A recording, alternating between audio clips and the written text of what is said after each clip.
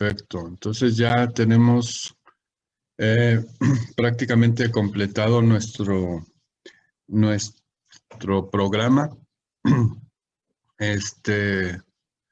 Lo que les decía en un momento a la jefa es que la mesa redonda de pie diabético pues lleva 2 años que no se ha podido hacer por la cuestión de, se ha hecho difícil conjuntar a los demás especialistas, pero finalmente el tema lo vieron dentro de las complicaciones crónicas de la diabetes.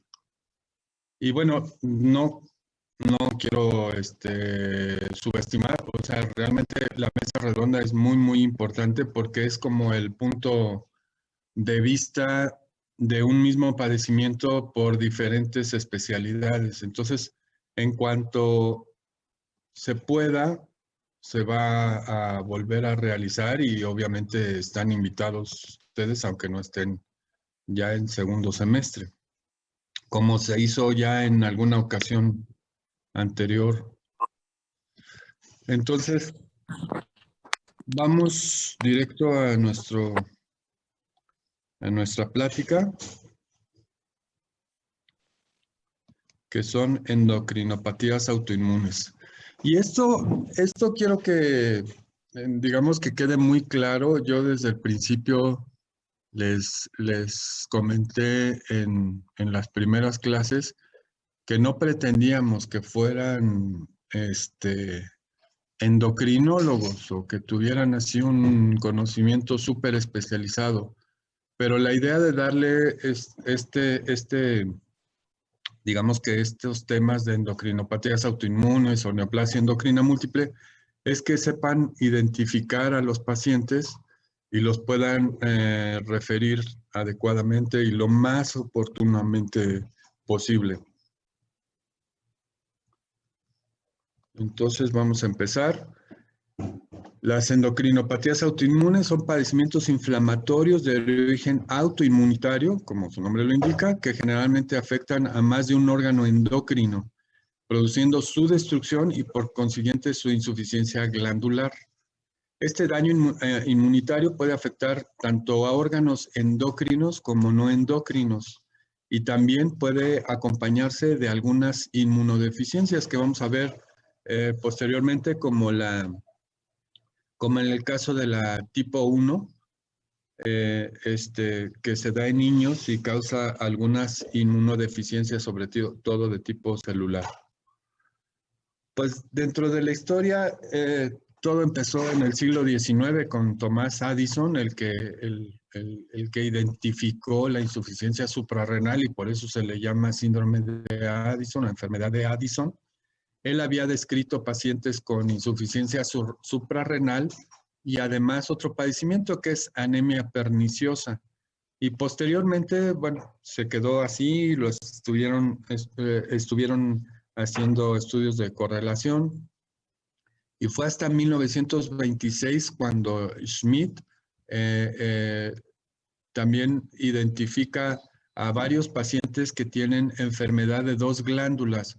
Sobre todo eran pacientes que tenían insuficiencia suprarrenal no tuberculosa, esto es importante, ahorita voy a decir por qué, y tiroiditis linfocítica. Posteriormente, en las autopsias de estos pacientes se identificó que hasta en un 66%, o sea, 2/3 partes de estos pacientes que tenían tanto insuficiencia suprarrenal como tiroiditis, tenían además diabetes mellitus tipo 1. Entonces, de ahí se empezó a llamar el síndrome de Schmidt a los que tienen insuficiencia renal y tiroiditis, y posteriormente vamos a ver que síndrome de Carpenter, los que tienen insuficiencia suprarrenal, tiroiditis y diabetes mellitus tipo 1. Y como vemos, bueno, pueden darse diversas combinaciones de endocrinopatías autoinmunes. En todas las glándulas puede haber este problema autoinmunitario, como en las suprarrenales, tiroides, hipófisis, paratiroides, páncreas, ovarios y testículos. Y también lo que les mencionaba, hay afección a órganos no endocrinos, como puede ser anemia perniciosa, vitiligo, alopecia, artritis reumatoide y enfermedad celíaca. Dentro de la etiopatogenia, bueno, pues los síndromes poliglandulares autoinmunes causan alteraciones en la regulación de los mecanismos de tolerancia inmunológica por disfunción de células T supresoras. Esto conlleva a una proliferación no regulada de linfocitos T autorreactivos, y esto va a dar como consecuencia que van a aparecer los anticuerpos órgano-específicos, que estos son los que van a provocar la destrucción glandular y por ende la insuficiencia glandular, ¿no? Estas alteraciones en la regulación inmunitaria requieren de otros factores para que favorezcan la expresión. Esto es lo que se llama epigenética. Y estos pueden ser factores ambientales, infecciones virales, tabaquismo, estado nutricional, ocupación y algunos padecimientos concomitantes.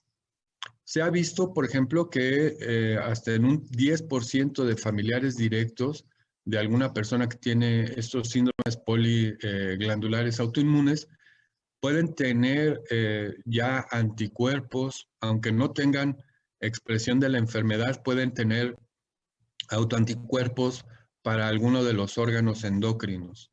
Y también se ha visto que este tipo de patologías es más frecuente en mujeres hasta en un 70%, lo que se ha relacionado con la cuestión hormonal como un factor epigenético que favorezca a la expresión de la enfermedad.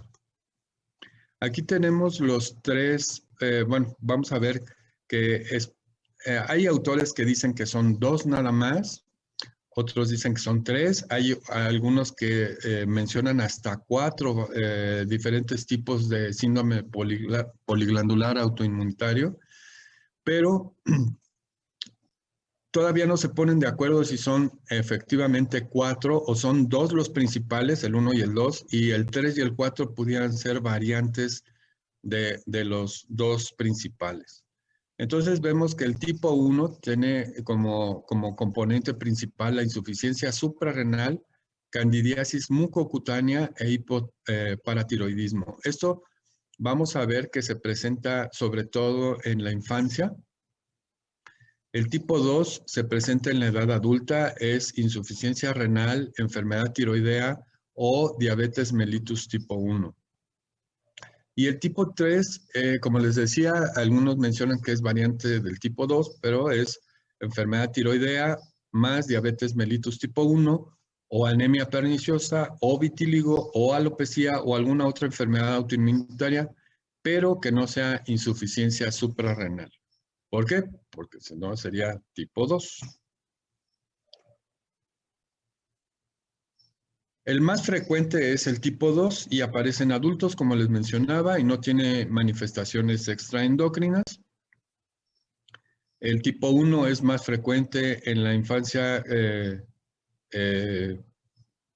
con la característica de manifestación extraendocrina de candidiasis mucocutánea.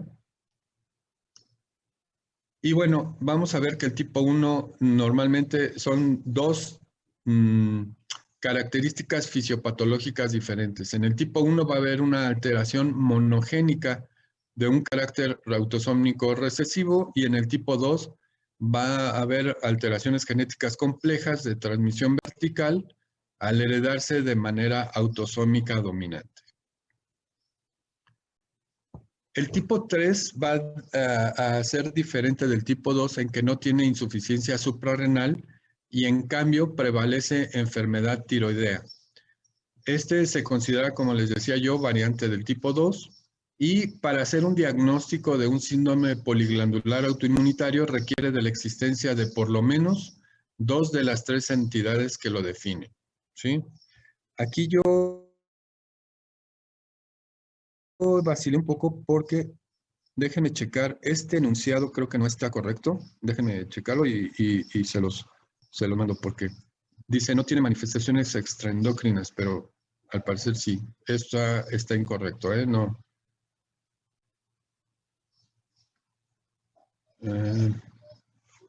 Bueno, entonces dijimos que para el diagnóstico requiere de la existencia de por lo menos 2 de 3 entidades que lo definen. Y aquí es importante investigar la causa de autoinmune en pacientes con insuficiencia suprarrenal de origen incierto.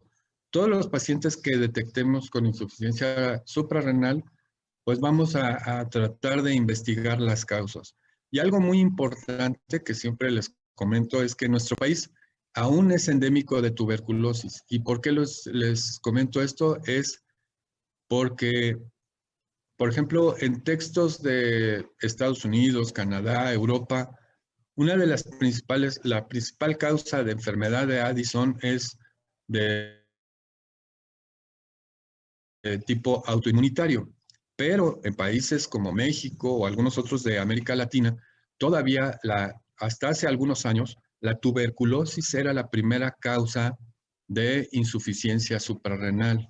Entonces, tenemos que descartar, antes de hacer todo el panel de estudios de autoinmunidad, tenemos que descartar por fuerza en nuestro país que la causa de insuficiencia suprarrenal no vaya a ser tuberculosis. ¿Cómo lo tenemos que hacer? Bueno, pues con una tomografía, puede ser de tórax y de suprarrenales, podríamos ver alguna lesión o secuela de tuberculosis en la tomografía de tórax o algunas calcificaciones de las suprarrenales que nos hagan sospechar de insuficiencia suprarrenal por tuberculosis. Después bueno, acuérdense que la tuberculosis es una enfermedad infecciosa por Mycobacterium y que después ataca principalmente al pulmón, pero también puede atacar a los ganglios, a la pleura, a las suprarrenales, ¿sí? A varios órganos. Pueden revisar, por ejemplo, el tema de tuberculosis extrapulmonar. Posteriormente les comento que la manifestación de otro padecimiento glandular u otro inmunitario asociado a insuficiencia suprarrenal nos va a hacer sospechar que la etiología sea autoinmunitaria. Y para esto los anticuerpos antisuprarrenales van a tener mucho valor pronóstico. Aquí tenemos la frecuencia de anticuerpos a otros órganos endocrinos en el caso de una insuficiencia suprarrenal autoinmune. ¿Sí? Sobre todo, los más frecuentes es que tengan también anticuerpos antitiroideos, después los anticuerpos para células parietales gástricas, posteriormente para tiroides, después de ovario y por último islotes pancreáticos. Estos anticuerpos van a tener algunas características y van a estar relacionados sobre todo al tiempo de evolución y a la edad de presentación. Al tiempo de evolución porque pueden que salgan positivos al principio y conforme va manifestándose la enfermedad o va pasando el tiempo, estos anticuerpos pueden ir desapareciendo. Y la edad de presentación también es importante porque en edades más tempranas es menos frecuente que aparezcan los anticuerpos. Algo muy importante que dicen los textos es que no por no tener anticuerpos, vayamos a descartar totalmente una patología autoinmune, ¿sí? Porque quiere decir que probablemente todavía no estén en un rango que los detectemos o que, la inmunidad esté totalmente alterada y no aparezcan. Entonces vamos a definir ya con claridad o más a detalle los síndromes poliglandulares autoinmunes y vamos a empezar con el tipo 1, que es, como les decía yo, el más frecuente en edad pediátrica. Normalmente son niños de 10 años Eh, También se conoce como APSED por las siglas en inglés de Autoimmune Polyendocrinopathy Candidiasis Ectodermal Dysplasia, que es candidiasis mucocutánea, insuficiencia suprarrenal, hipoparatiroidismo primario, son las características de la enfermedad. La candidiasis por lo general es la primera manifestación, como les decía yo, en la primera década de la vida y tienen que identificarse alteraciones en la inmunidad celular. Sobre todo la candidiasis es por alteración en los linfocitos T. A diferencia de otras enfermedades que pueden ser por deficiencia de neutrófilos. Aquí el problema son los linfocitos T, acuérdense. Y esto normalmente es por una mutación del gen aire. El gen aire se conoce así por sus siglas en inglés de Autoimmune Regulation, y se expresa en tejidos encargados de participar en la maduración del sistema inmunitario como timo, ganglios linfáticos y linfocitos CD14. Esta mutación va a traer como consecuencias la aparición periférica de linfocitos T autorreactivos, es decir, que ya están sensibilizados contra algún antígeno propio.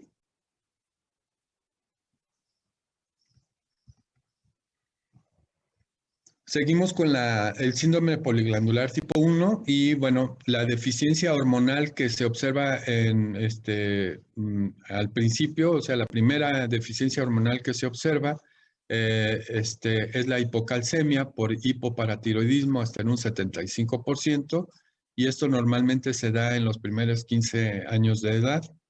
La insuficiencia suprarrenal sigue después del hipoparatiroidismo y más o menos aparece 2 años posteriores a que se identificó la deficiencia hormonal inicial. Y la tercera disfunción endocrina ya es poco frecuente, afortunadamente, que puede ser diabetes mellitus tipo 1, patología tiroidea, insuficiencia ovárica prematura, anemia perniciosa. Aquí es importante que observen que yo no pongo ni hipo ni hipertiroidismo, pongo patología tiroidea porque a diferencia de todas las demás, como es la diabetes tipo 1, que es eh, por destrucción de las células beta y de los islotes, o insuficiencia suprarrenal por destrucción también de, de, de la glándula, en la patología tiroidea puede haber hiper o hipo. No, uno diría, bueno, pues si se destruye va a quedar hipotiroideo. Pues no. Hay trastornos de hipertiroidismo en estos síndromes poliglandulares. Y por último, también parte de la afección del síndrome poliglandular tipo 1 está la displasia ectodérmica, que puede manifestarse como alteraciones del esmalte dental, calcificaciones de membrana timpánica, que esto da prácticamente hipoacusia, irreversible, queratopatías, onicodistrofias. Y bueno, la característica, independientemente, como les decía yo, que pudiera haber variantes, son los autoanticuerpos. Aquí tenemos algunas del libro de Netter, que es un excelente dibujante.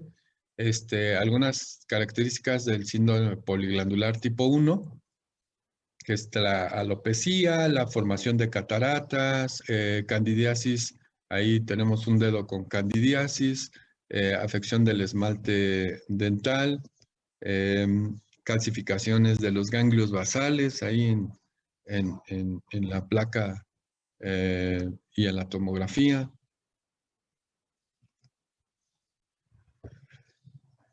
Y como les decía yo, tenemos el síndrome poliglandular autoinmune tipo 2, que es el síndrome de Carpenter o también síndrome de Schmidt. Algunos dicen que el de Schmidt solamente son 2 componentes, el de Carpenter 3, y se caracteriza por insuficiencia suprarrenal, diabetes tipo 1 y tiroiditis. Sí, esto, como les decía, a diferencia del tipo 1, esto ya tiene su inicio en la edad adulta. Es mucho más frecuente en mujeres en una relación 3:1 con respecto a los hombres. La insuficiencia suprarrenal es la deficiencia hormonal más común.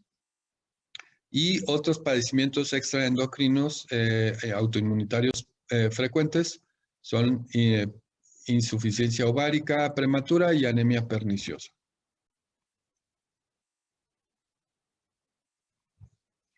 Aquí en la tipo 2, la presencia de anticuerpos antitiroideos en un paciente con insuficiencia suprarrenal indica una alta probabilidad de desarrollar disfunción tiroidea. Y como les decía yo, esta puede ser tanto hiper como hipofuncionante. Y normalmente los que desarrollan diabetes mellitus, independientemente de la edad, acuérdense, porque siempre relacionamos la diabetes mellitus tipo 1 como juvenil o de inicio en la infancia.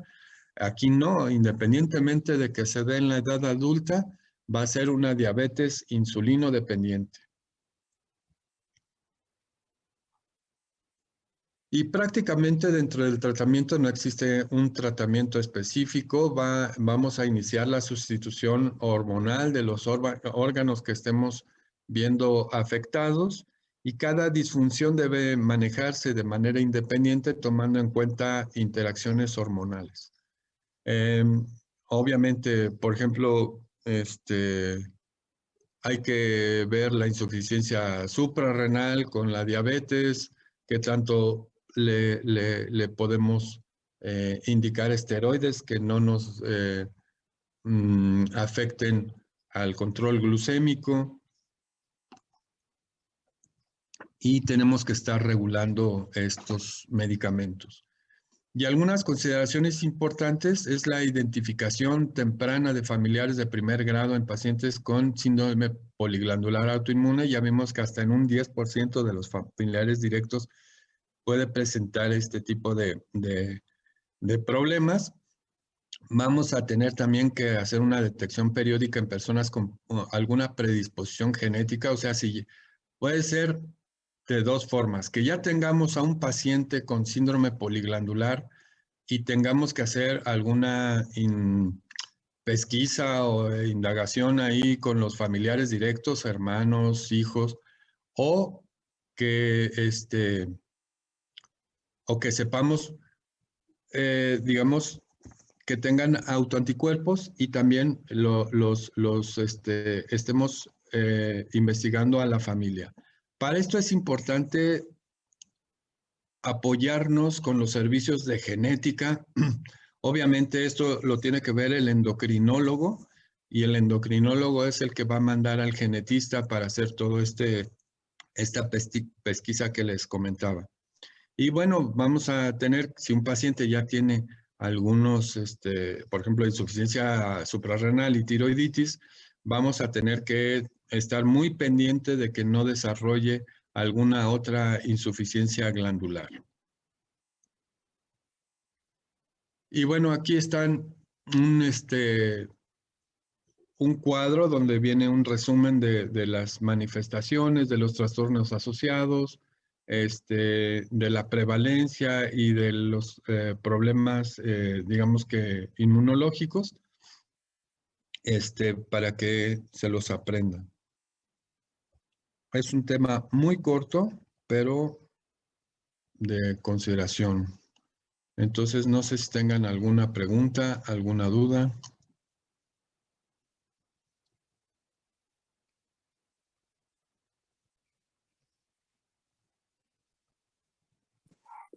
Doctor, yo sí tengo una. A ver, dime. No me acuerdo en cuál mencionó lo de diabetes mellitus tipo 1, que siempre iba a ser insulino dependiente, Ajá. pero no entendí entonces si en ese, o sea, siempre se va a presentar o siempre va a ir de la mano con una diabetes mellitus 1 o no necesariamente tiene que tener la diabetes. O sea, no me quedó muy claro, pues. No sé si me di a entender. A ver.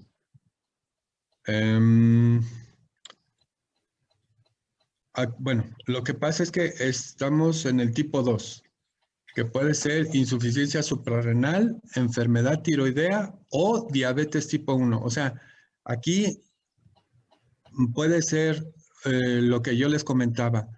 Puede ser síndrome o enfermedad de Schmidt, que es insuficiencia suprarrenal y tiroiditis, nada más.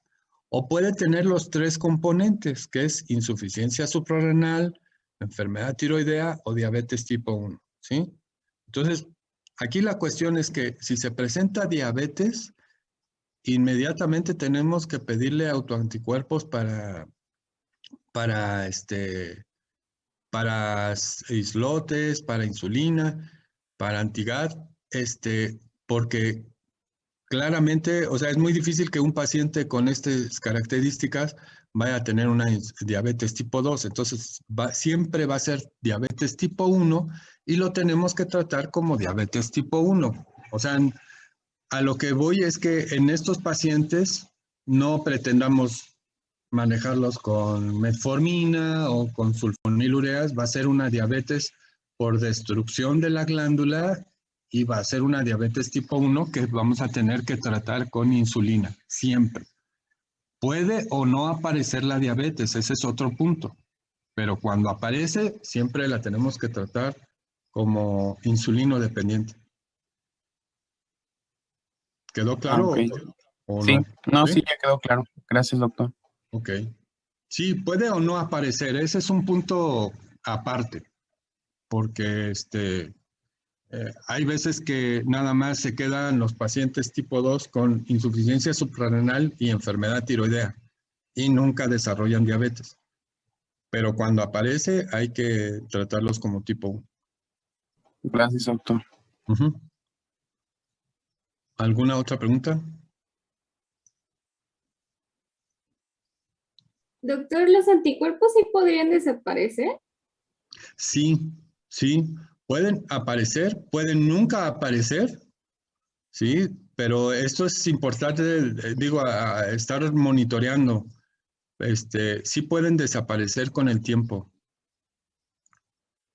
Y Ujú. si llegan a desaparecer, digamos que ya no tiene la enfermedad autoinmune.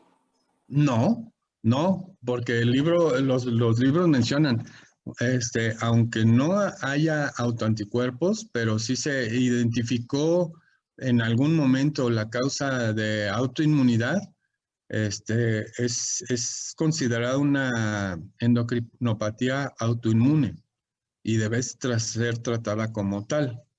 Para esto, bueno, hay estudios muy específicos de tanto de autoanticuerpos como de incluso ya histopatológicos que nos van a dar la pauta para esto. Muchas gracias. Sí. ¿Tendrán alguna otra duda?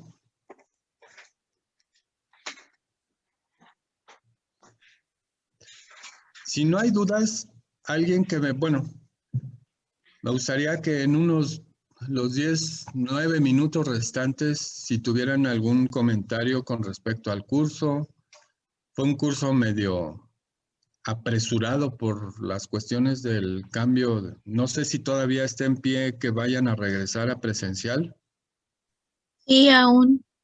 Ok, entonces digo, esto fue una causa de que nos adelantaran una semana todo esto. Y pues no sé qué les pareció el curso, que Perdón. ajá,